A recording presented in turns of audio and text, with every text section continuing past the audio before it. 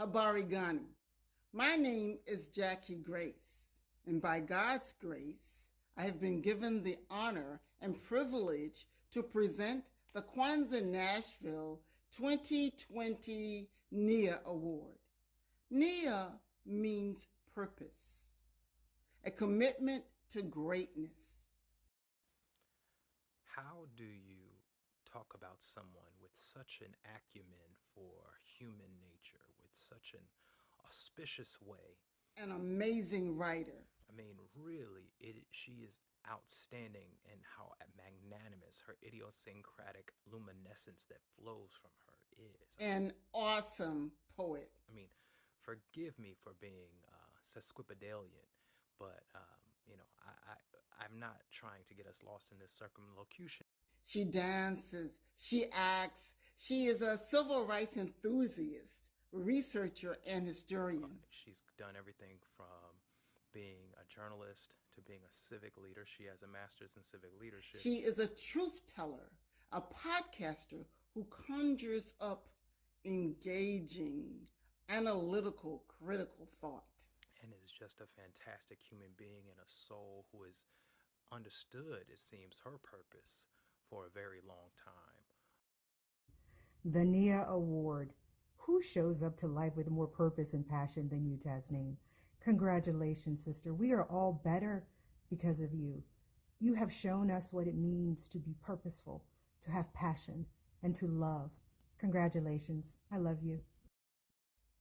This young sister is a warrior, a survivor, a force to be reckoned with.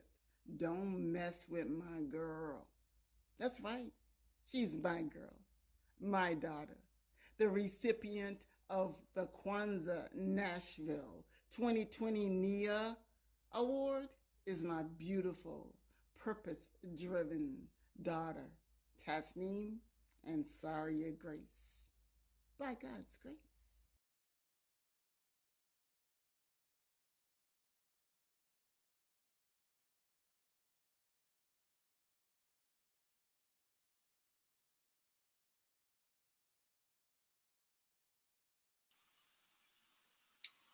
Habari Gani, my Kwanzaa Nashville family. Welcome to the 5th night of Kwanzaa, which is NIA, purpose. This is a time, Kwanzaa is a time to rededicate our lives and recenter ourselves and reflect on our cultural identity, our cultural purpose, our individual purposes, our communal purposes. I personally love the night of NIA. NIA to me is probably the most reflective day when I go through the ritual of Kwanzaa and the celebration of Kwanzaa. For some reason, NIA always gets me in a spirit of reflection, which I think it probably happens for many of us, because NIA is of course what it says is purpose, but it has so many layered meanings under the concept and celebration of Kwanzaa. So a lot of times when we think about NIA, we think about, what am I good at? What am I supposed to do in life? What is my purpose? But NIA speaks to and calls us to reflect on how our purpose is connected to benefiting our community. And so if your purpose only is self-serving and it only benefits you, NIA rejects that. NIA says that your purpose should have a social component to it. Whatever you do should be connected to your community so that your community is better, so that the world is better, and that you are serving and operating in your purpose for a collective and communal good and experience, so that all of us can share in that. It also speaks to what's at stake when you do not operate in your purpose. So what that means is there may be people that are signing in now and on the stream and are listening in and reflecting on, what's my purpose? What should I be doing? Oh, I'm not going to do that this year. Well, what's at stake is when you don't operate in your purpose, your community suffers. There's someone out there that is not living in their purpose, and you're doing that at the detriment of your community. And so when you think about your purpose as, I have an obligation to my community, that they're waiting for me to provide something to the community, then your mindset changes. When it's not about you, the urgency to operate in your purpose becomes something different. And so I encourage everyone to think about, what is my community missing out on because I am not choosing to operate in my purpose? And so I, personally, my personal reflections on purpose, everybody knows that I'm the djembe queen, that I'm a drummer, okay? From the age of 4 years old, when I was introduced to African drums, of course, as a child, you're like, should I do it? Should I not do it? You run from it. I don't like all this African stuff. During the time when being African was not good and was not cool, you ran from it, but one of the things as you develop and you have a community that is guiding you and instilling in you the power of your purpose and your identity, you can't run from it. So despite me being in a career practicing law, I can't run from my role as a drummer in the community. I am the djembe queen because I have a purpose, and my purpose is to bring people together. That is what djembe means. That is the purpose of djembe folas in traditional African communities. They play their drum to assemble people to come together. So I cannot run from that. It is in me. It is a part of me. I cannot run from it. And so I am privileged, and I'm so honored to be able to operate in my purpose by bringing the community together through Kwanzaa Nashville and being the drummer of my community and living that purpose out. So I thank you all for giving me that space to do that and honoring me in that space and empowering me in that space. And so I want to encourage everyone who is listening tonight to think about your purpose, and you can have several purposes. It's just, we're not a singular people. We are dynamic. We come with levels of complexity. So search that out. Parents, guide your children. One of the major things that I do with my son every morning is he is required to do affirmations on the way to school. I am affirmations. So that as he is discovering his purpose, because we can't give that to our children, that they are operating in an identity that empowers them to find their purpose. So I am resilient, I am strong, I am powerful, I am determined. I am because of I am my ancestors' wildest dreams. I am an African people. We will win. I come from a line of ancestors that are resilient. So when you have I am affirmations, you believe that even when you don't know you believe it yet. So I encourage those that have children to continue to deposit with them the affirmations of unity, the affirmations of Kujichagulia, self-determination, the affirmations of Ujima, a collective work and responsibility, the affirmation of Ujamaa, cooperative economics, Nia, purpose, Kaumba, creativity, and Imani, faith. So welcome to Nia. I hope you are ready for an amazing experience today. I am excited. So before we do that, we got to stay within the tradition of this celebration. And so I hope you are in your home and you are ready to light your kinara and your candles with your family. My son put me down today, but that's okay. We're gonna keep it pushing. So the very first night, what we do, we lit the Umoja candle. And so we are going to light that. All right, everybody say Umoja. Umoja. Unity. We take that unity candle and we light the Kujichagulia candle, which is self-determination. Kujichagulia. Then we have Ujima, collective work and responsibility. And then we have Ujamaa, cooperative economics, which was yesterday. And now the Umoja candle will light the fifth night of Kwanzaa, which is Nia, purpose.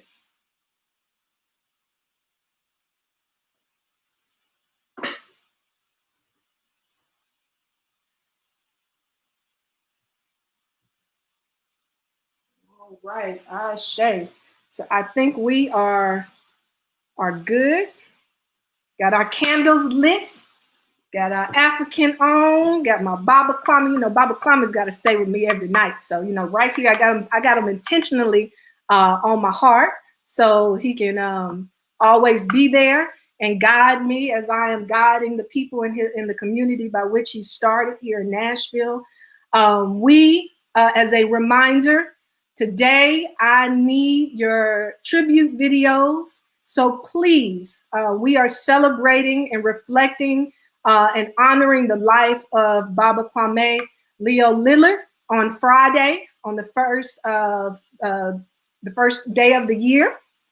He is so iconic in our lives that we want to make sure that we close out Kwanzaa honoring him and celebrating his life.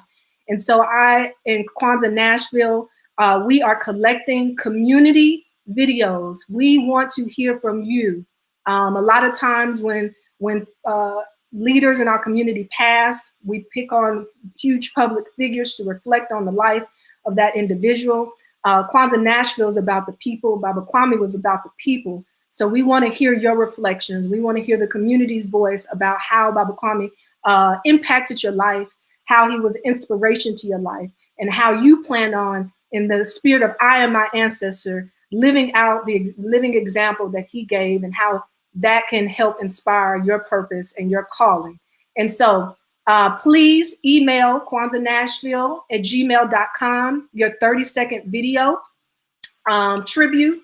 And once you do, a benefit of doing so, you will get a I am my ancestor Baba Kwame button that we will coordinate to get to you either by mail or delivery. So please send that in tonight by 11:59 so that we can prepare that for Friday. Again, we thank you for being a part of the Kwanzaa Nashville virtual Kwanzaa experience.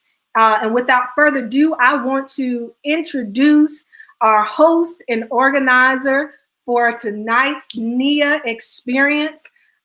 This sister right here, Destiny Burns, is the epitome of community. Like, her passion for community and bringing people together and ensuring that her children and the children in her community are empowered and know who they are. Like, that is her purpose. That is her life's work. And she will be one of the mamas that you disrespect the kids or the community kids, she's gonna be right there. So them the kind of mamas we need in our community, that are always fighting to make sure our children have the best opportunities and the best experiences that they can possibly have, and know who they are in every moment of their lives. And so I want to bring Sister Destiny Burns to the stage, and she will be our facilitator for this evening. And let's see, there we go. Sister Destiny, how are you? Habari Gani, I'm good. So good to have you here tonight. And thank you so much for partnering with Kwanzaa Nashville and all your hard work in making sure we have a quality and powerful experience this evening. So I am going to hand it over to you, and you can share with the community who you are and what we will be experiencing this evening. Ashe, Ashe, all power to the people. Thank you so much. My name is Destiny Burns, and I am the mother of 11 children, and I'm proud to be here tonight. And I wanted to get this together for NIA to talk about having an intergenerational conversation. But first, before I do that, I just want to say that I am one of two. I'm Destiny Burns. I'm a homeschooling mother, and I'm the co-founder of Hope in Homeschooling. And so we are the 2 Live crew for homeschooling. So if you want to homeschool, if you want to home educate, if you want to supplement your education, please reach out. Tonight, y'all, will be an educational conversation for the masses. It is an intergenerational conversation where we are getting the different generations together to discuss things that are important in our community. We already have an organization, the Black Nashville Assembly, who is out there making moves and having conversations about the Black agenda. And we want this to be an addendum to that, not something separate, but in addition to, because we are all a community. So I'm so thankful that you guys are all here tonight. And I just ask that you use your chat box as we ask these questions, and as the generations ask the questions, that you answer them too, because it's not just us. We have to make sure that everybody in our community has a seat at the table so that we are making the moves and strides that we need to make. Acknowledging the past, recognizing where we are currently, and making sure that the future is okay for our babies. So without further ado, we are going to bring on the stage, we are going to bring our high schoolers, and we are going to bring our college students. These are our Gen Z. So they are our Gen Zers. And when they come on, I will introduce them and they will start the conversation and we will go from there. Please make sure to ask them questions if you have them again in the chat box. We are going to bring up Naton. Naton is actually Mr. TSU. So he is Mr. Tennessee State University. We will also bring on Erin Edwards. She is a senior at Tennessee State University. She is also a member of the Alpha Chi chapter of Delta Sigma Theta Sorority Incorporated. And we will also bring up there we go. Hey, there we go. Hey, y'all. I get so excited when I see everybody. We are going to bring up Adrian Webster. Adrian is a 7th grade student here in Nashville. We are going to bring on Malkoshale Waters. She is also a 7th grade student, and she is a homeschool student. We have Soraya Lowry, who is our high school student. She is representing our high school Gen Zers, and she goes to NSA. And last but certainly not least, we are bringing up Tori Sims, who is a member of the Tennessee State University SGA as the vice president. So please welcome them with me, and we are going to get this party started. So, hey y'all, is everybody good? Hey. Hey, doing Yes, good. how you doing? Hey. So just a background, we gave all of our participants an opportunity to ask their own questions because I wanted it to be authentic. So what we're going to do is we're going to do a little bit of back and forth. We're going to start with our college students, and they're going to ask the question to the middle school and high school. And then the high schoolers are going to respond, and the middle schoolers are going to respond. And it's going to be a question. You have questions for them. Don't forget, put it in the chat box. Everything is important. And this is a captive audience, so we really need to see what is going on. So we are going to start with Tori. So Tori, if you can just jump off the conversation for us, let us know a little bit about who you are and what I left out, because I do know you're in a few more organizations other than what I said. So if you can just introduce yourself and then ask your first question, and we'll keep rolling from there. Yes, ma'am. Thank you. My name is Tori Sims. I am the SGA Vice President at Tennessee State University. I'm also a part of the Roadside chapter of Mega Psi Phi Fraternity Incorporated, and also a part of the National Society of Black Engineers at Tennessee State University. And my first question is, what can we do to help guide your generation in the future?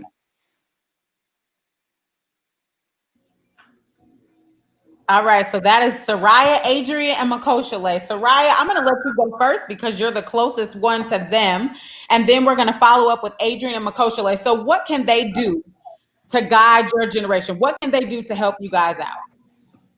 I feel like set a better example. Like teach kids, like if you see kids doing stuff or like, you know, making bad grades in school, maybe you can do tutoring, or like you can try to like be their figure, you know, like their role model, basically, to try to help them do better. That's what So honestly, I believe I agree with Soraya. So like they can like help us, like lead us to like do better things sometimes, and like stuff like that. Yeah. Makoshale, Okay, what do about y'all feel like? Oh, go ahead, Tori. Go ahead.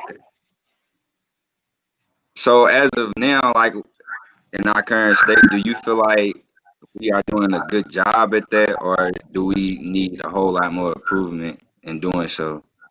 It's like it's middle wise. Like y'all doing good, but like at the same time, it's like you kind of gotta improve because like kids, well, teenagers and kids my age, like sometimes we don't really like try to like talk to maybe older people because we be scared because we don't know like if y'all like mean or maybe y'all don't want to help us type stuff.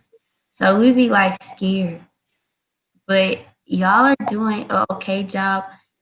It's just like our generation, we just gotta do better. Yeah. Okay. Thank you. You're welcome. Thank you. Thank you, Soleil. Do you have anything to add? Well,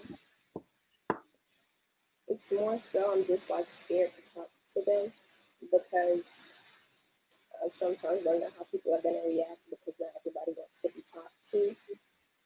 So sometimes I get like really nervous and I just end up just like Googling it because I don't want to like ask the people that actually have experience. Okay, so it seems like maybe we need to create more opportunities for you guys to all be together in those type of environments. And I think that that's great. I thank you and I appreciate you. Aaron, what do you have to add? I know that you have some questions for the middle school students. So go ahead and share with us, Miss Aaron. So hi guys, I am Erin Edwards, a senior at Tennessee State University, majoring in business administration and hospitality and tourism management. As Ms. Destiny has told you all, I am a part of the Absolutely Alpha Chi chapter of Delta Sigma Theta Sorority Incorporated, as well as Alpha Kappa Psi Professional Business Fraternity Incorporated Chi Psi chapter, and I'm also a part of SGA Deputy Chief of Staff. I kind of want to piggyback off or ask you all in regards to Tori's question, what's something that can help, that we can do to help you all feel comfortable to approach us? I feel as if y'all could like be like, like go to schools, like how people go to like your school to try to talk to people. I feel like y'all can and make like us feel comfortable with y'all, to be able to like talk to y'all because like I know as if it was me, like I would be nervous to talk to y'all because y'all older than me. So like yeah, but I feel like y'all could go to our schools and talk to us, or maybe y'all could like, just be that role model, maybe like big sister or big brother that other people might not have. Or I feel like, yeah, I just feel like y'all could go to our schools and talk to us, or maybe do tutoring for schools, or maybe just get to know us as a whole. Okay, so kind of like a mentor mentee type of thing. Yeah. Okay. Anybody else? So yes, I actually like mostly like you can do like interact with us like a little bit and like I like agree with Soraya and like come to our schools and like talk to us and stuff like that. I feel like y'all could also host community events. Yeah. Mm-hmm. I feel like that would be real good because we would really have a chance to actually ask our questions and get to actually know y'all. So I feel like y'all can host community events. Yeah. Okay, and then I'm gonna ask you, oh wait, did anybody else have a comment?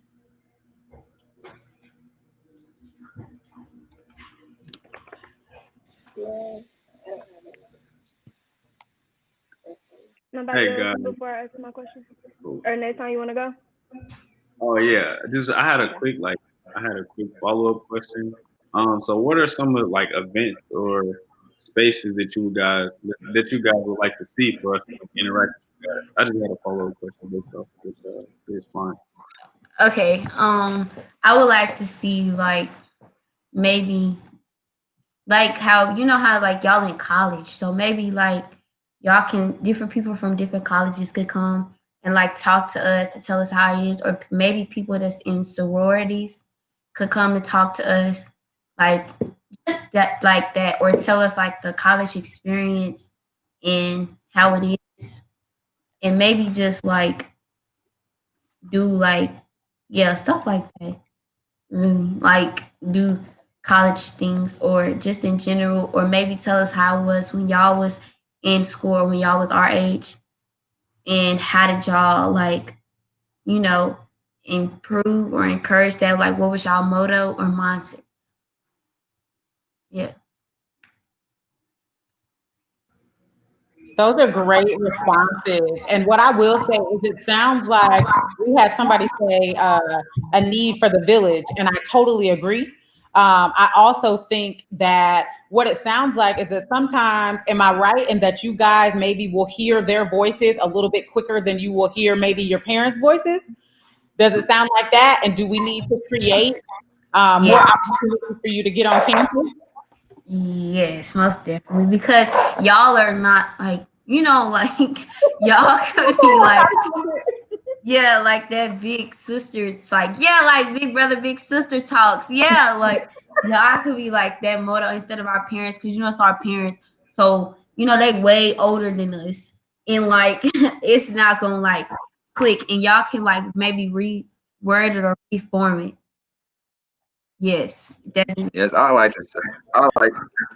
yeah. I like to say something on that too. I feel like that would be very important because back then I didn't have that either, so I didn't know like what a college environment looked like. I didn't know nothing about fraternities or sororities, and I feel like the difference between our connection and your mother's connection, we are not gonna try to discipline y'all. We're gonna actually try to relate and actually help y'all from. We're gonna put ourselves in y'all shoes and actually try to help y'all with the problems. And instead of just try to discipline, like you know how parents do. Yes, that's exactly what I'm trying to say. Yeah. And we'd be more comfortable with y'all because y'all was our age, like once before, and y'all are still kind of in that age group environment. Yeah. Yeah, that's That is great. I think Naton, I'm going to have him ask his question. But I also, there was a question for you guys in the audience. So once you ask your question and we get a response, I'm going to turn to the audience because there were a few questions. So I want to make sure that you guys get an opportunity to answer those questions. So go ahead, Naton. Okay. First, thank you guys for having me. I'm Naton Smth Jr., a senior health science major with a concentration in physical therapy from St. Louis, Missouri, and I currently serve as Mr. Tennessee State University, the 30th Mr. Tennessee State University. I'm also involved as part of the Collegiate 100 Black Men at Tennessee State University, which is the collegiate version of the 100 Black Men of America. Pretty sure some of you guys have that in your city or in Nashville. And yeah, I'm a part of a few other things, but those are the main ones. But my question was, it's actually kind of interesting that you, based on the responses that I asked in this question, I'm just asking. So do you look at older people for guidance? And at what age do you stop considering older, like what age do you stop asking older people for guidance? Like what's that like cutoff age? Because I heard it was like, you know, you don't like talking to certain people because they like not necessarily old, but they like they're a little older. yeah. So well, I don't know, me personally, like, are you talking about like my like parents old or like y'all type, you know? I mean, it's whatever. Oh, okay, parents old. I feel like when you hit high school, kids like, I feel like people in high school they be when they hit high school, especially when you like maybe like senior, that they don't really look at them the same. And I feel like y'all type, it's not no, well, my age, I'm a freshman in high school. So like that age, yeah, when you hit high school, especially freshman wise, I would be really nervous to talk to one of y'all because I don't want to be judged, you know, or looked at like, wow, or like disciplined, like, yeah. And what was the other question? The other question is basically, do you just look at older people for advice? Yeah, I look at like, I ask like my parents for advice sometimes, but like mainly I would feel like more comfortable, like I said, with like someone like in college for advice. Because y'all probably just like not too long ago left high school. So like, yeah, basically I do. Because I know my age group, they're not giving me the right advice. Yeah. So like, no, they're not gonna give me the right advice. They're gonna have me doing the wrong thing. So yeah. Okay. Anybody else? Gotta respond. Yes. I want to. I never really. Well, I'm still pretty young, so it's a little nerve-wracking for me to just ask people questions in general.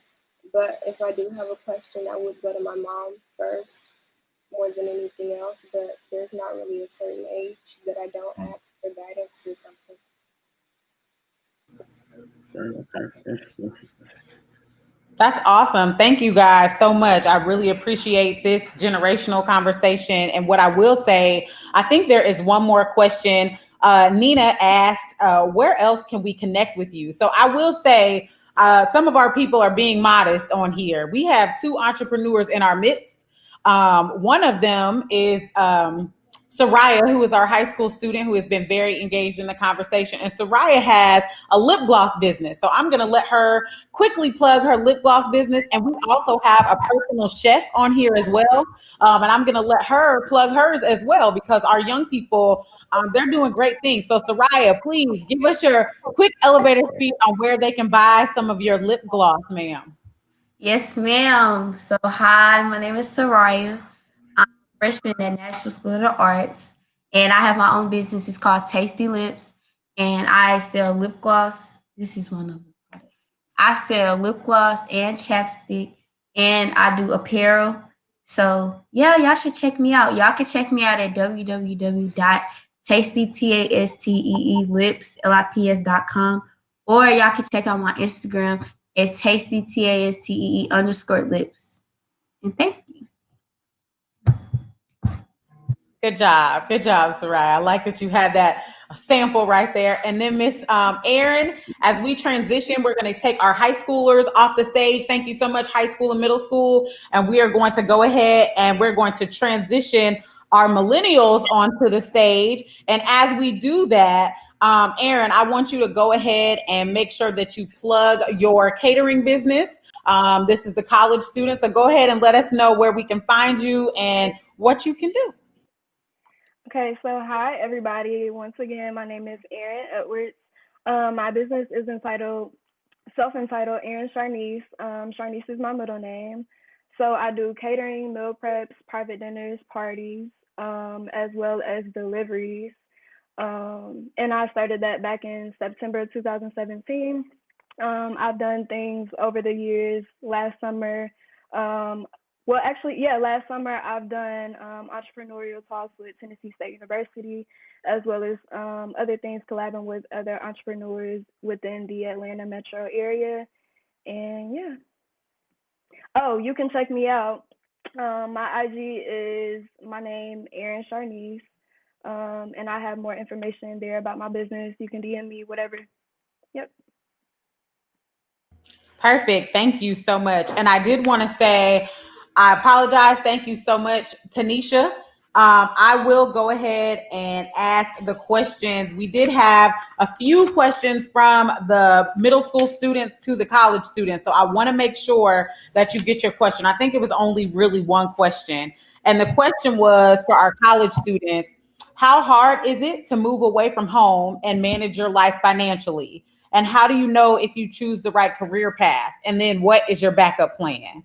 So I wanted to make sure I slid that in there. I think that was Makoshalay's question. But if any of you guys want to answer really quickly, how hard is it to move away from home and manage your life financially? This is a 2-parter. And then how do you know if you choose the right career path and what is your backup plan? I'll take that one if nobody else wanted to go. First, those are great questions. Those are like amazing questions. So as long as you keep being curious like that, you're gonna be just fine because you're asking all the right questions. But the first thing for me, it was actually easy moving away from home because like all of my life I wanted to move away. I'm from St. Louis. It's not the best city in the world. So I just wanted to get away and do something different, start fresh. Managing money, like managing my finances, that has been a challenge since I came to college.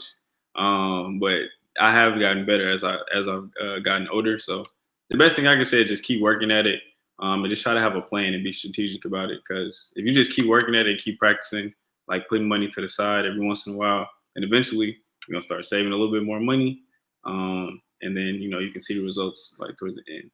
And what was the second question? I forgot. The second question was just, how do you know if you choose the right career path, and what is your backup plan? Oh, okay. Career path. So I'm in school to be a physical therapist. So I want to be a doctor of physical therapy. I want to open up my own physical therapy clinic, and then I want to open up my own clinic back in my neighborhood in St. Louis and give away like free services, like free PT and just like other medical services. Because like in my area, it's not a lot of people working. It's a lot of poverty and stuff. So I wanted to bring that back to my community. So I would truly just say just do something that makes you happy, and something that you're really passionate about. That's the only way you're really gonna find something that's like that that's the right path for you, because you're gonna enjoy doing it. If you can get up every day at 7, 8 in the morning and do it with a smile on your face, that's how you know you're doing something you love. And everything else is just gonna fall into place afterwards. The money, the accolades, the achievements, all that's gonna come. But you gotta do something you love at the end of the day. Like me, I love helping people. I love working with people. So that's why I chose something that I would get to work with people like at a high level. Awesome. Thank you so much for that. I appreciate that. And like I said, we're going to segue into our millennials. So our millennials are about to start interacting with our college students. And just to let you know, we do have different generations represented. So we have millennials, we have Gen Z, which for those of y'all who don't know, let me give y'all that verbiage. So Gen Z literally is high school, middle school, and college students right now. That's Gen Z. I am a millennial. So we are 1980, I think, all the way back. Some say the 60s. It's a little shaky. The years start getting a little shaky because we kind of blend in some models with the baby boomers, who would be my mother and my grandparents' generation. So I just wanted to clear that up. But thank you guys so much. And I'm about to introduce our millennials. So the millennials, we have Denzel. And Denzel was born and raised in Nashville. He graduated from Morehouse in 2014. He went to the University of Oklahoma. Denzel is also very active in the Nashville Economic Justice Alliance and the Black Nashville Assembly, as well as other organizations. And then we also have Mr. Nick Oldham. Nick, I feel like his resume speaks for himself. Musically, he's a genius. He's also a minister. I'm super excited to have these brothers represent the millennials. So we are going to start with having the college students ask the millennials a question. So we're going to start with Aaron. Aaron, can you please ask your first question to our gentlemen that are representing the millennials tonight? All right. Hi, guys. My question to you all is, what avenues or methods should we consider to revitalize our neighborhoods instead of gentrification? Yeah, if it's cool, I'd like to go first. One of the things that I would definitely say that starts before anything else, before you do any project, is to get to know the people that are in your neighborhood, right? I think oftentimes we see a lot of problems and we're quick to jump into, different projects and things like that. But the very first thing that should come when it comes to building, like, and combating gentrification would definitely be relationships. I definitely think the second thing, if I could give you another, would definitely be to take a cooperative approach to solving community problems rather than it being a one-person show. Because you're never going to solve systemic problems or community problems like gentrification using individual solutions. Cool. I'll piggyback off of that as well, and kind of say that we need to get with our local legislators. There's the local part of it. I think that we've got to get in the legislation, and like I think of Representative Harold Love in District 58 or Senator Brenda Gilmore in District 19. And we've got to pursue policies that encourage investment in our communities for existing residents to be able to stay and benefit from the revitalization. And I look at it in two ways. Like I'm very practical about, like, let's give some actual, steps that we can take. So one, for homeowners, I think there has to be with this legislation, a partnership between banks and community-based organizations to encourage equitable development. So, if there's a $500,000 home that's built next to an $80,000 home, then what's happening with the $80,000 homeowner is, their property value is going up. They can't afford to pay the taxes on it, and so the developer comes and offers them $200,000, but the land is really worth $500,000. So that partnership between the banks will allow those $80,000 homeowners to have some financing options where maybe they can add on to their house and bring the value of their house up. That's for homeowners. Number two, I think for renters is you guys have got to get on the horn and start teaching them about right of first refusal. So what's happening if you're renting a home, the homeowner can, you're paying rent, the homeowner can sell the house from under you to a developer, and then, we're displaced. Well, the right of first refusal says if that property owner offers the property to a third party, they have to offer it to you first if you're renting, and they have to offer it at the same price under the same terms. So that's the first part, I think, of us. We've got to get some legislation in where we get partnerships with banks, and then we got to teach our people about the right of first refusal if we're renting, and then encourage our parents to create a will and leave you their properties instead of dying and it gets caught up in probate and all that kind of stuff and the house gets sold off from under the family. We got to put wills together. That is awesome. Thank you. I appreciate that. And I think I see this conversation has layers, and I think it's good for us to be able to have these different generations really talking, because we need to talk to y'all and give y'all the game, because maybe we didn't get the game, right? So we're learning it now. So I truly appreciate that response, Nick and Denzel. And Nick, I would like you to follow up and ask your questions. Your question to the millennials that you had. It was super dynamic, but before you do that, please introduce yourself, because I did not do you justice. Denzel, I want you to do the same when it is your question. So Nick, let's go first. The college students are going to respond, and then Denzel, I want you to ask your question. Yeah, you said enough. You're good. Right now, this is about the young people. I'm just a old guy now from Nashville that's trying to drop knowledge on our younger people, because they're the future. You guys are the future, and if we don't impart it to you all, I'm so afraid that we're going to lose much more than just our homes. We're going to lose our standing and the progress that we've made so far. So you said enough. That's good. Denzel, I'll give you a chance, bro. Oh yeah. No, I think you honestly covered most of it. I mean, yeah, Nashville Economic Justice Alliance, Black Nashville Assembly, Black Lives Matter Nashville, martial arts instructor.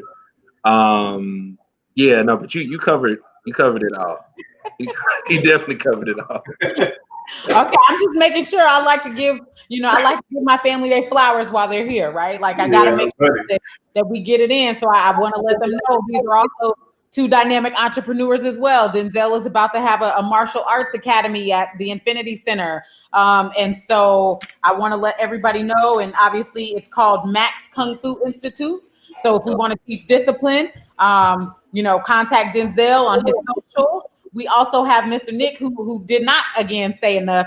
He has King's Kids Publishing. So he is a Black-owned publisher here in Nashville, y'all, a book publisher for children's books, as well as I think they're open maybe to other publishing. So he's a Black-owned publisher in Nashville. So we have a lot of authors, I know. So I just want to put it out there. So again, Nick, can you go ahead and ask your question, please, to the millennials? Sure. do you guys feel that the system we've passed down to you is broken? And what do we need to do to ensure your success?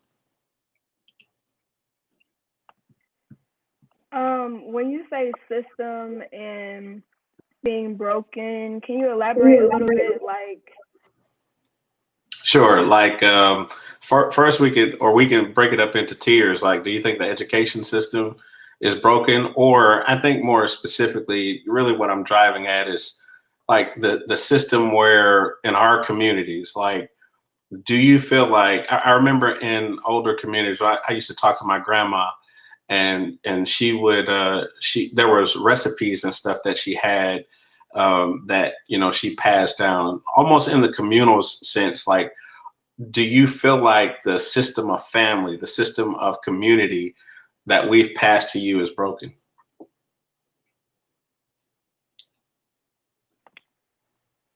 I can try to say something on that. Sorry. You can go ahead. Okay. I feel as though I think you all's generation have paved the way for us, definitely, and have done a good job at that. But I think there needs to be a little bit more improvement, a little bit more effort, because the system is somewhat broken.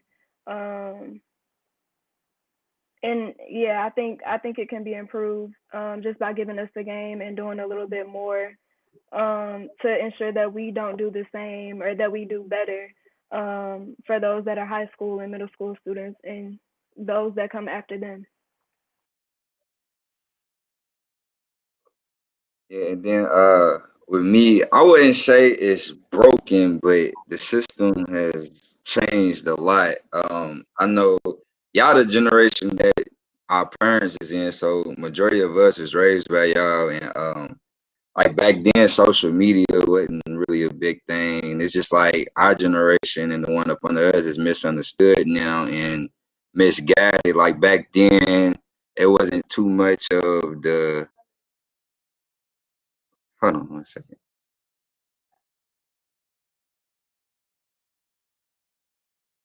It wasn't too much like our singers and rappers nowadays, they like Meg Thee Stallion, what they teaching the younger generations and stuff like that. Like y'all didn't have that much back then. It's just a whole lot of bad influences on our generation. Yeah, very true. We had we had something similar. We did. I think we had like we had Queen Latifah and Brad and MC Light and Little Kim, right. That's what I'm saying. Like, Little Kim. We had Gangsta Boo, Mia X, Trina. But here's the thing though. They weren't considered the mainstream though. Like, well, they were mainstream, but they weren't promoted like the Meg Thee Stallion and Cardi B are promoted now. And I think of another, Adina Howard. I remember that chick. But they weren't like promoted, and they weren't winning all the awards. It was like, hey, they were winning like hometown Southern awards, but they weren't the popular ones as Meg and all them are now. So I agree with you. Yes, and that's what I was saying. Like then parents might could shelter their children from that. Now social media, it's no, you can't help but to see it nowadays.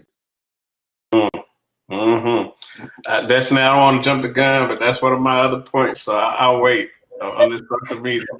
It's okay. I was gonna say, if one of you, the college students, let's go with Naton. Naton, can you ask your question to the millennials, and then we will have the millennials respond. Oh, so ask my question or respond to the question that you asked at first? Ask your question. Or you can respond and ask. Okay. Whatever you feel. Yep. So I was going to respond. Mine was like quick. I agree with what everyone else said before me. But my point was that I feel like I don't think the system is broken per se. I feel like we have we have issues that we need to correct so it'll be more effective. But I feel like anything is possible through communication. Like I said, like Tio said, our generation is different from you guys' generation, and so on and so forth. So I feel like communication and being open-minded and trying to be receptive is the best way for us to truly like close those barriers. But I don't think the system is broken. I just think it's like it's a handful of issues that can be improved. But yeah, so I'm gonna ask my question now. But I had to say that.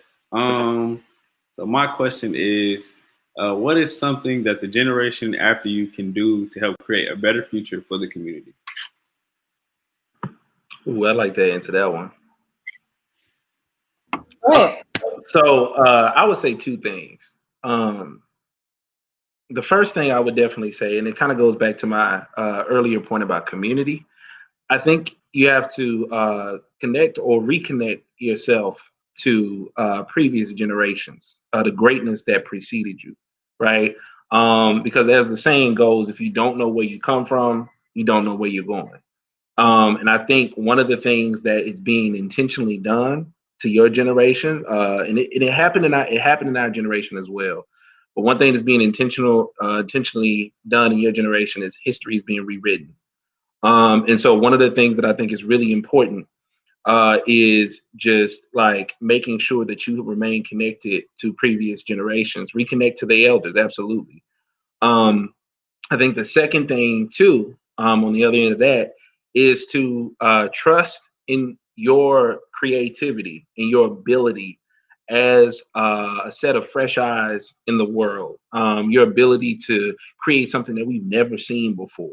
And I think if you have those two things where you're connected and grounded, but you're also lifting up to the sky, you'll be able to create and produce something beautiful.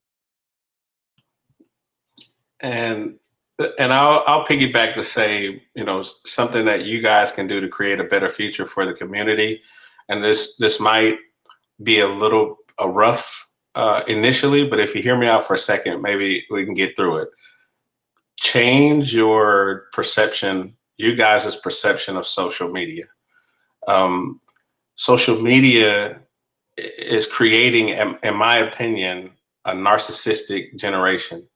Narcissism is like a excessive admiration of oneself or one's personal appearance, and that has tentacles that run off of it, like selfishness and self-centeredness and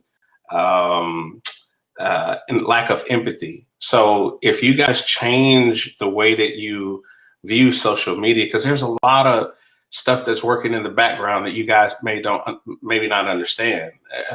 There's algorithms and stuff that are running in the background that's tracking your every move, how long you stay on a post. And the point of it is to see if they can predict your behavior so that they can push advertisement to you or take companies that are advertising and say, hey, this group of people will do this because we've been tracking them for so long. So change your perception of social media from it being all about me and what I'm wearing and what I'm doing, and push it toward something bigger than yourself, like the community and how you can help the community, and not necessarily just branding yourself all the time, which again, I think is creating a narcissistic generation. Thank you so much for those. I told you it was going to get deeper and deeper, and even so, as we transition the college students back to the green room, we are going to bring up our elders in this conversation, but by no means are these two dynamic women old. As a matter of fact, they're fine tenderonis. As I was trying to pick music for them today for their post, I was trying to pick something that was light and beautiful, just like the souls that they are. We are bringing up Miss Tanya Debro and Miss Janine, and I will let them introduce themselves as we come on, and I am going to have Denzel ask them the first question. So as you notice, again, we have layers, right?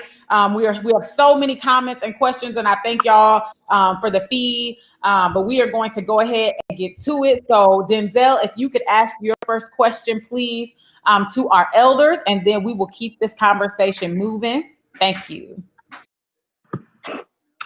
Hey, y'all. So one of my burning questions is definitely what are some things that you are seeing that haven't changed, that you're seeing today?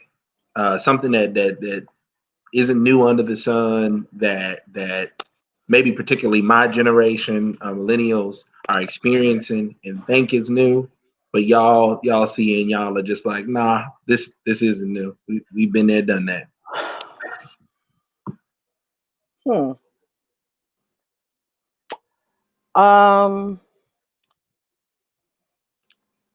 you hear me?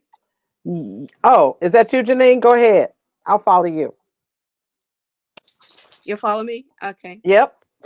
Well, what is new is racism. Racism isn't new.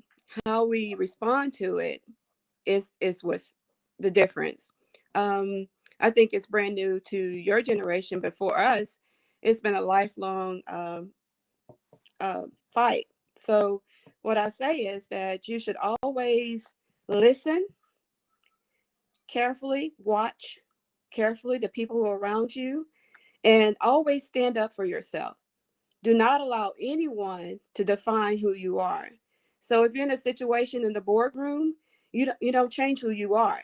If you see something that's incorrect, you correct it on the spot. I've been worked at places where I was the only person, and I couldn't be afraid to speak up when I felt like I was in the big house.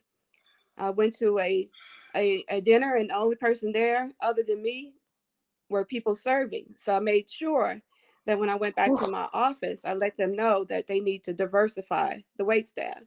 So that's just one example, but we just have to fight. We can't get weary. We have to stand up for who we are. You have to be confident in who you are, even with your peers. I know we're short on time. I kind of stopped right there. Okay. Miss Tanya, can you respond, please?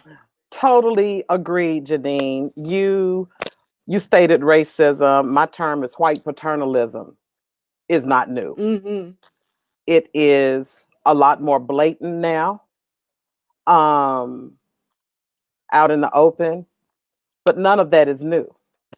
The thing is, if we had this village like we used to have, the younger generations would know that, because in the village, the story continues to be told generation to generation to generation.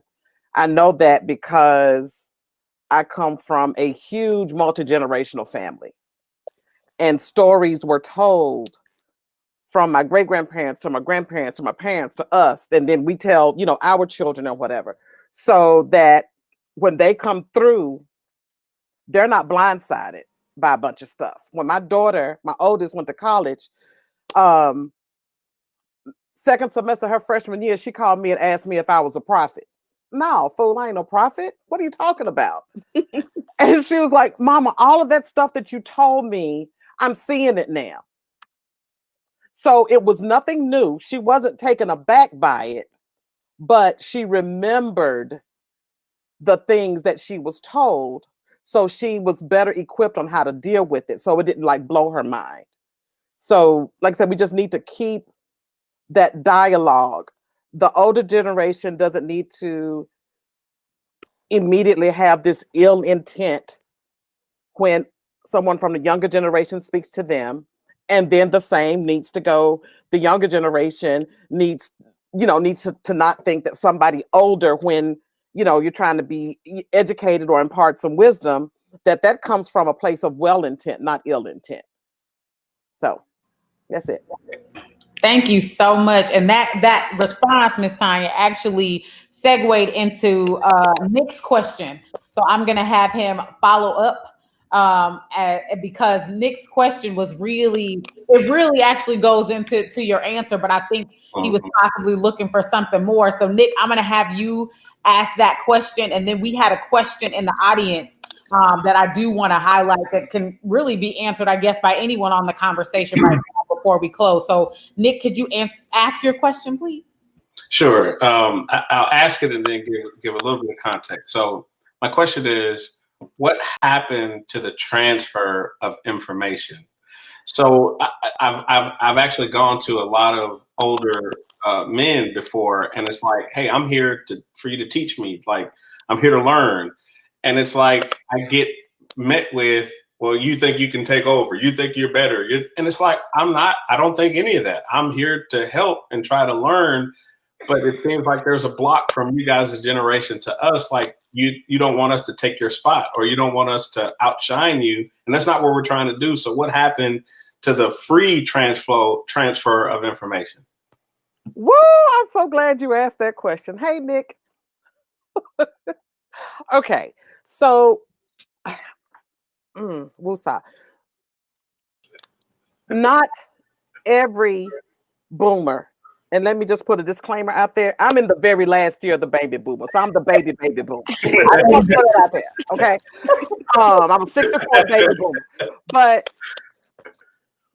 a lot of, I see the resistance from people my generation, you know, my age and older, because some of the young people approach us like they know everything. Old person, sit down, we doing it.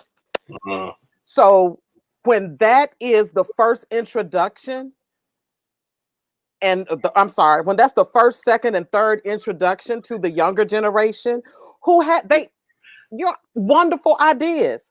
I think it should be collaborative. Joe Madison said it best when he says, I'm not passing my torch, because if I give you my torch, I no longer have a light.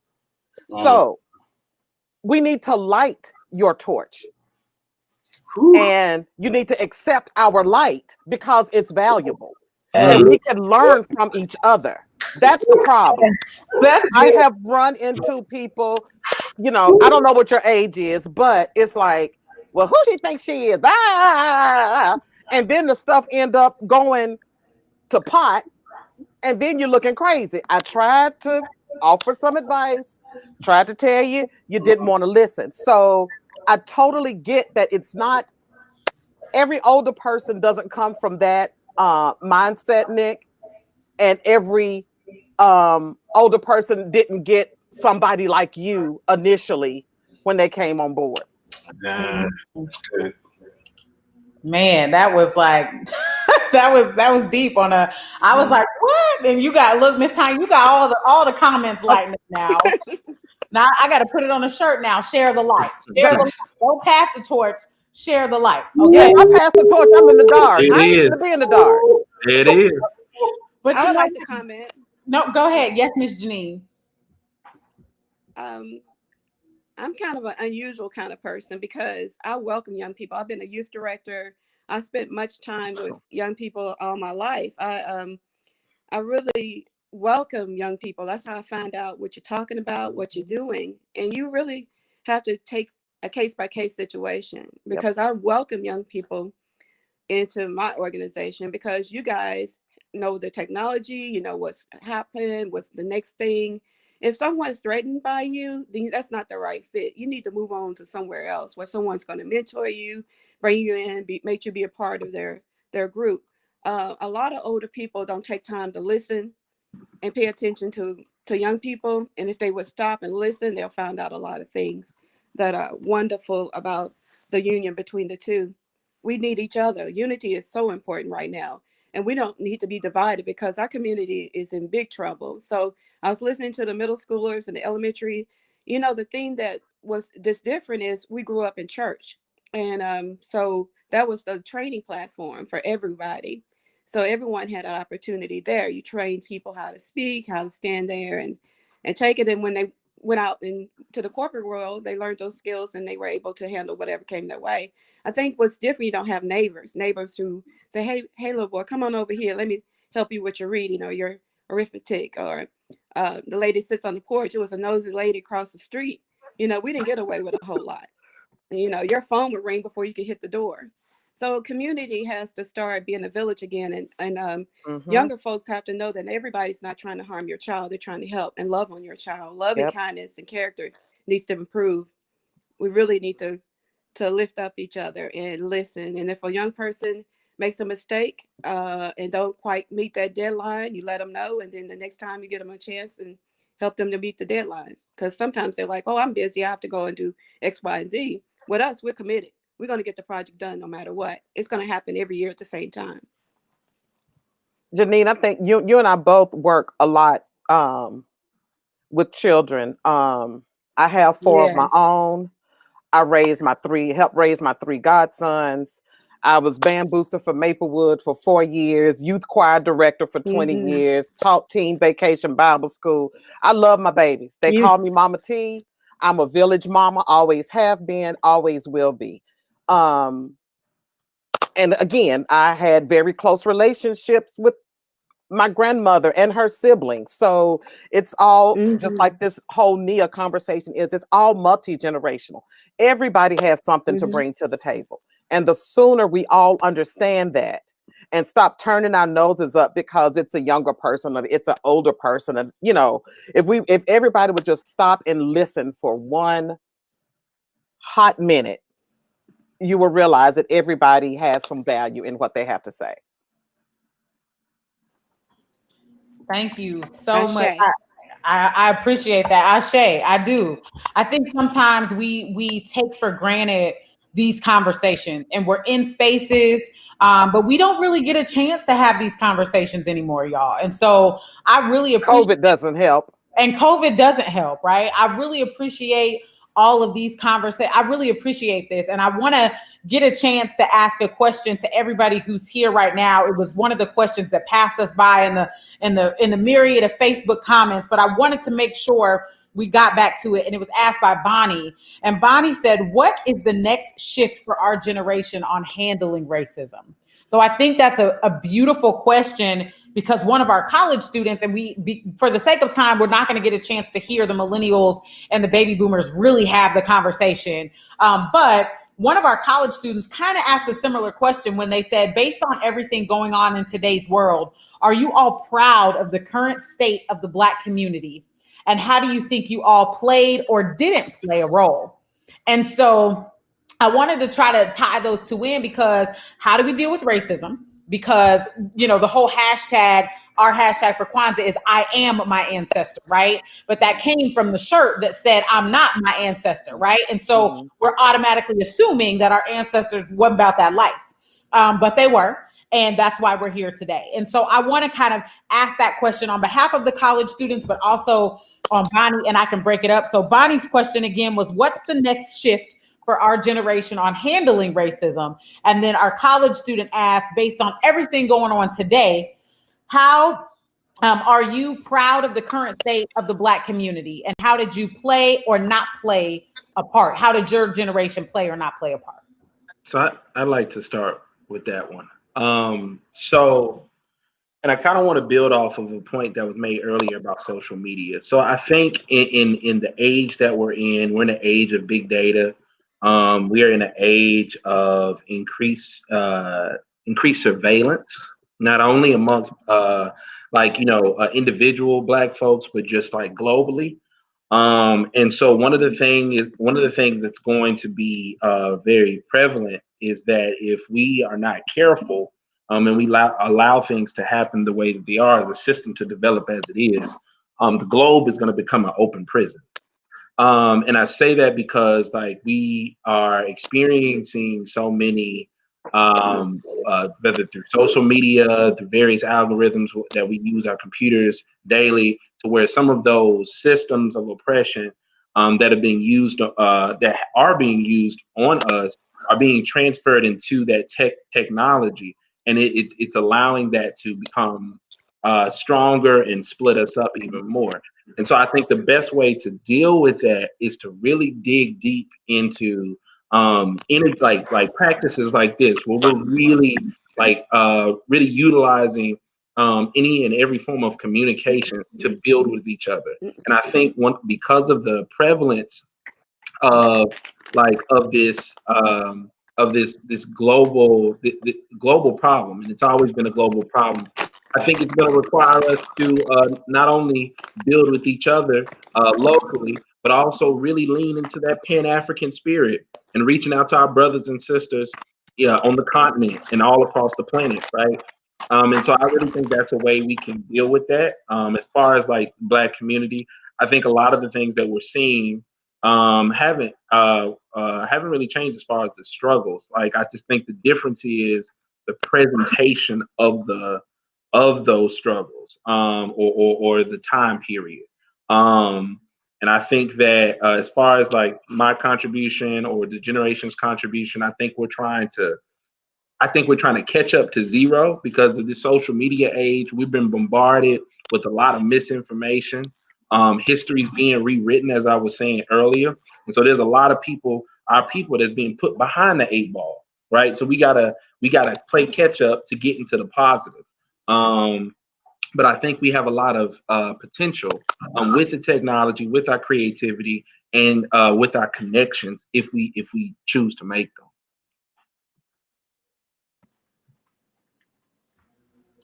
Thank you so much, Denzel. Nick, Miss Janine, Miss Tanya, did you want to respond to that? Again, the question was, how can we, what can be a strategy for, for us combating racism, now, as well as the question by our college student, based on everything going on today, are we proud of the current state of the Black community? And how do you think you all played a role or did not play a role? I think I played a role in constantly feeding into the younger generations because my elders fed into me. And because I've done that, my children are civilly active, and, they encourage people, voting and spreading the word on, racism, how you can, what's the word? How to best navigate through these waters. I think one of the best things that we can continue to do is to have that dialogue and continue to teach not just our children, but any younger persons that we come in contact with. It's a must. This dialogue has to continue. It has to be a part of who we are. We can get engaged in different organizations. If you don't want to join an organization, you can do things on your own.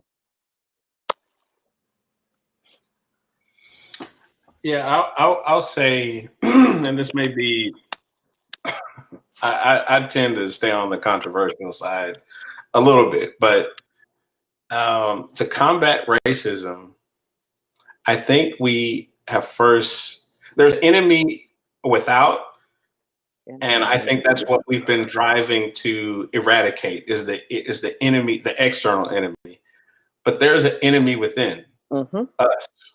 And the enemy within us is that, this is just my opinion, is we don't know who we are.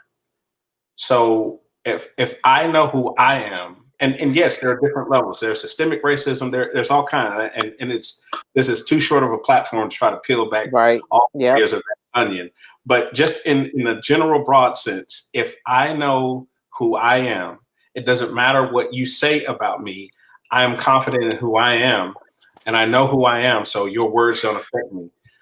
So I think especially for the younger generation, is we've got to get to where we know who we are, and we're not searching for validation from our peers or social media to validate who we are. And I think that begins to start the conversation about how we then deal with the external enemy. Preach, Nick. When you are full of yourself, when your glass is full of you, all that other crap coming from other people just pours off. It doesn't matter. So you got to be full of you. And if you don't take the time to get to know who you are as an individual first, next as a Black person in the Black community, you'll go with whatever anybody will tell you, and you'll be 30 years old and don't a bit more know who you are than a man in the moon, and that's sad. That's good. Period. That's good. Y'all, these are dimes. We have gems that are literally falling, and that's why these conversations are so important. So important. And I think someone else in our comments said we have to start with a we concept and not a they or a them. Us and them. Yep. And that is absolutely right. And we got all the chats are engaged. And I hate that this platform is as short as it is, but our time is spent. But what I will say is I have been talking it up with our TSU students, because what I said was, y'all, this conversation is going to be so rich that we are not going to be able to stop it after Nia. And so I've been talking to our TSU students and SGA, all of them are in SGA. So hopefully we can have another continuation of this conversation in the new year. And it needs to continue, okay? Because our children, our babies, myself, I'm in my early 30s. The people on this call, like as Miss Tanya said, I wrote it down, y'all. I can't pass my torch. I just have to share the light, okay? And so I have to make sure that I have enough, and that's what Miss Tanya just poured into us, that we have enough, that our cup is not empty. Otherwise, I can't give anything that I don't have. So I thank you all so much for engaging in this intergenerational conversation. Let me clear my throat. We just had some gems. Please go back and watch it. I do want Denzel really quickly to plug the Black Nashville Assembly, because again, this is a small conversation that's a part of a larger whole. So Denzel, if you could just come up really quick and just share about the Black Nashville Assembly, and then we're going to have Miss Maria come up and close us out. But go ahead, Denzel. Absolutely. Peace, family. So thank you all for being here for us. And the energy that we have here is the energy that we are reflecting in the Black Nashville Assembly. What we are doing is we are centering ourselves as a people, and we are determining how we want the conditions of our community to be on a political level, economic level, et cetera, et cetera. And so these conversations are being had, particularly about Black people in Nashville, about Black Nashville at the Black Nashville Assembly. How can we create alternatives to these systems of oppression that we're dealing with? How can we organize together? How can we build this community? How we can actually implement the jewels that we've heard today and more. And so I would highly encourage you all to join us. Our next one is going to be on January 16th. The bit.ly registration link has been dropped in the chat. And so please register, please show up and show out, and let's build, y'all. Thank you so much, Denzel. And I will say there were some people in the comments who were saying, the youth can sign up here, the youth can sign up here. Please, guys, email me or DM me all of those events, and I will make sure to try to get them pushed out. I will share them with Maria so that we can get them on our on the Kwanzaa Nashville page, because it does take all of us, and this conversation needs to continue. If you have a church group, or if you have an organization that you want, to bring this conversation, and we team up with the BNA to make it happen, or to do something virtual again, please let us know, because this cannot stop.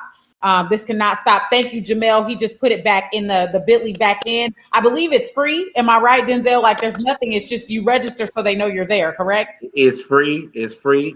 Come on. Perfect. So everybody who was in the chat, please go register. January 16th, Black Nashville Assembly. It is a conversation that needs to be had. We need all these voices that were in the chat and more. Jamel said anybody who identifies as Black can come. So that's very key, right? This is not an ally conversation. This is an us conversation. And I think they were very specific. I remember talking to Erica about that. This is an us conversation. We need to have some of these. Thank you, allies, for being who you are. But this is an in-house conversation. As Mama used to say, we got to take care of some stuff in-house before we can have some stuff out. You know how that is. So I thank you guys so much again. I'm going to have Miss Maria come back. I think she's going to put everybody else in the green room, and she is going to close us out. Thank you so much for putting this all together. You're good. Thank you. Thank you. Thank you. Thank you. And definitely on behalf of Kwanzaa Nashville, we are so thankful for you, Sister Destiny, and all our guests today, having a necessary conversation. We don't want this to be the last one. So Destiny, we will continue to be in communication, and however Kwanzaa Nashville can help promote any of the community efforts to continue to have intergenerational dialogue around Black issues and community, we would love to just send us Kwanzaa Nashville that information, and we will definitely post that on our following. And however we can partner for any future conversations, intergenerational conversations on this platform, we will definitely would love to partner to make that happen. So community, I hope you enjoy this experience this evening. The beautiful thing about virtual Kwanzaa, we are able to do things that we haven't done before in a setting that we are able to get the ears and eyes of our local community as well as the national eye to continue to push forward efforts that empower and advance our African American people. So as a few, I'm going to thank everybody again, all guests, and put you in the backstage real quick.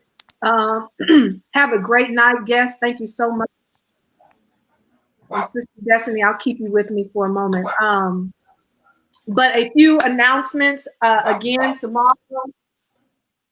Let me actually blow out these candles before I burn my house up. Hold on. You know, the Kwanzaa candles, they'll mess you up if you don't pay attention to them. So you don't need any fires today. But again, a couple of housekeeping announcements. First is tomorrow night, we have Kaumba back here at 7 p.m. It is our community virtual talent show hosted by our very own Soul Speak Queen Mother of Community, Helen Shute Petaway. She will be here as our mistress of ceremony. Tomorrow, we will be celebrating our artists in the community. And we ask that everybody come and support the experience tomorrow. Have your comments ready to encourage our artists in the spirit of Kaumba. That is tomorrow. And then on Friday, which is New Year's Day, we will be having our Imani Cypher that will be experienced throughout the day. So it's going to be a little bit different on Friday. So you will be getting notifications or posts throughout the day for the Imani Cypher experience. So just kind of, I know that's a day off for a lot of us. So just hang out with Kwanzaa Nashville, probably starting around 11 o'clock. And then we will close out Kwanzaa honoring Baba Kwame Leo Lillard for tributes. And so again, if you have not sent in your 30-second to 60-second, I might give y'all a little bit more leeway, but if you have not sent that in, please send that in tonight so that we are not rushed in having to collect those videos. So please do that. Also remember to go to KwanzaaNashville.com. Please support these efforts. Kwanzaa isn't free, guys, okay? We have had to transition to so many platforms this season because of the virtual experience. And so if we want to continue to have these programs, we have to support it. So please go to the Kwanzaa Nashville page and hit the donate button. We have Cash App, which is Kwanzaa Nash Village, $ Kwanzaa Nash Village. And then we also have the donate button for PayPal on the KwanzaaNashville.com. Also, the film, for those that missed the film, the Kwanzaa film that was created, casted, directed, funded, all by the Nashville Kwanzaa Nashville community. If you missed that on the first night of Kwanzaa, I encourage you to go to the KwanzaaNashville.com website and hit the movie tab and view it.